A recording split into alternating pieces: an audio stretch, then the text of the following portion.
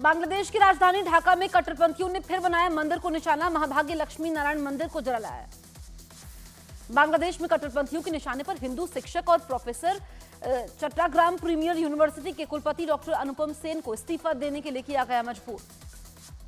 बांग्लादेश के सिलहट से एक हिंदू डॉक्टर की दुकान पर हमले के बाद लूटपाट। पश्चिम बंगाल बीजेपी ने जारी किया वीडियो। बांग्लादेश में कट्टरपंथियों ने इस्कॉन को फिर दी धमकी। वायरल वीडियो में इस्कॉन पर प्रतिबंध न लगने पर हिंदुओं को तलवारों से काट देने का ऐलान। बांग्लादेश की राजधानी ढाका में भारत के खिलाफ कट्टरपंथियों का बड़ा विरोध। पुलिस की सुरक्षा में हुए प्रदर्शन में लहराए गए आईएसआईएस के झंडे। बांग्लादेश में हिंदुओं पर हमलों के बीच असम के श्रीभूमि में बॉर्डर पर हिंदू मंदिर का रोका गया निर्माण। बांग्लादेशी सेना के विरोध में रोका गया काम। बांग्लादेश में हिंदुओं के खिलाफ हो रही हिंसा के विरोध में देश भर में विरोध प्रदर्शन। शिमला में लोगों ने बांग्लादेश की शव यात्रा निकालकर विरोध किया। बांग्लादेश के हालातों के खिलाफ यूपी के मेरठ में विरोध प्रदर्शन। सांसद अरुण गोविल भी प्रदर्शन में शामिल हुए। बांग्लादेश को लेकर दिल्ली के उपराज्यपाल वीके सक्सेना ने मुस्लिम धर्मगुरुओं के साथ की बैठक। हिंदुओं के खिलाफ हिंसा को लेकर व्यक्त की चिंता। आज फिर दिल्ली कूच करेंगे किसान। 101 किसानों का एक जत्था दोपहर 12 बजे दिल्ली के लिए निकलेगा। शंभू बॉर्डर पर भारी फोर्स तैनात। किसान आंदोलन को मिला फोगाट पंचायत का साथ। देश भर की खाप पंचायतों को एकजुट करने की मुहिम। किसान नेता सरवन सिंह पंढेर का कृषि मंत्री पर बड़ा आरोप। कहा एमएसपी पर देश को गुमराह न करे शिवराज सिंह चौहान। किसानों के दिल्ली कूच पर राजनीति भी हुई तेज। कांग्रेस सांसद दीपेंद्र हुड्डा ने सरकार से किसानों की मांग मानने को कहा। किसान आंदोलन पर बीजेपी नेता मुख्तार अब्बास नकवी का बड़ा बयान। कहा सरकार किसान हित के लिए प्रतिबद्ध। कांग्रेस की प्रायोजित पटकथा नहीं होगी सफल। किसान आंदोलन को लेकर यूपी के मुख्य सचिव और डीजीपी ने की मीटिंग। ग्रेटर नोएडा में तीनों प्राधिकरण और पुलिस विभाग की हाई लेवल बैठक हुई। इंडिया गठबंधन को लेकर अब समाजवादी पार्टी के बगावती सुर। रामगोपाल बोले राहुल गांधी इंडिया गठबंधन के नेता नहीं। चुनावों में कांग्रेस का प्रदर्शन अच्छा नहीं। समाजवादी पार्टी के बाद आरजेडी के भी बदले तेवर। आरजेडी प्रवक्ता मृत्युंजय तिवारी ने लालू यादव को बताया गठबंधन का असली शिल्पकार। इंडिया गठबंधन में मची खींचतान पर बीजेपी ने साधा निशाना। जेपी नड्डा ने कांग्रेस को बताया परजीवी पार्टी। कहा सहारा देने वाले को ही कांग्रेस कर देती है खत्म।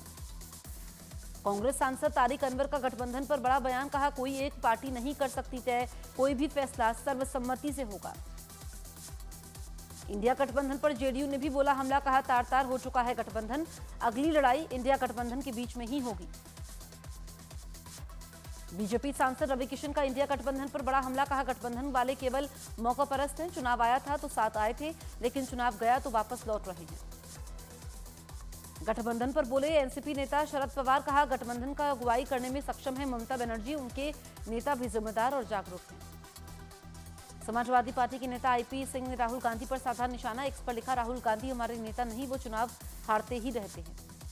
बीपीएससी को लेकर हुए विरोध पर डिप्टी सीएम विजय सिन्हा का बड़ा आरोप। कहा खान सर और गुरूर रहमान ने अपनी टीआरपी के लिए छात्रों को उकसाया है। विजय सिन्हा के बयान पर विपक्ष के नेता तेजस्वी यादव का पलटवार। कहा गलती से डिप्टी सीएम बनने वालों को कौन पूछता है, इनके पास कोई उपलब्धि नहीं है। जेडीयू ने तेजस्वी यादव के बयान पर साधा निशाना। उमेश कुशवाहा बोले 9वीं पास कुछ लोग अपने फायदे के लिए मामले को दे रहे हैं हवा। बिहार प्रशासन ने छात्र नेता दिलीप को भेजा नोटिस। बीपीएससी के खिलाफ विरोध में दिलीप पर कई गंभीर आरोप।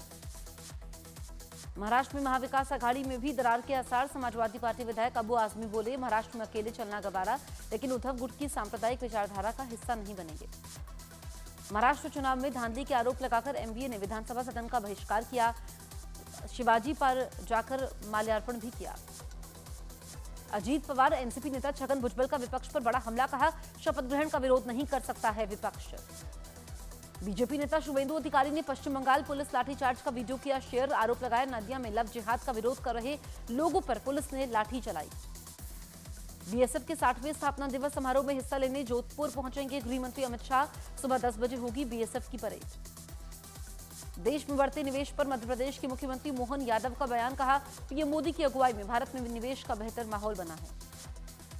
आंध्र प्रदेश के रायचोटी में श्रद्धालुओं से भरी बस पर हमला। अयप्पा स्वामी के भक्तों और हमलावरों में विवाद बढ़ा। पुलिस बोली काबू में है हालात।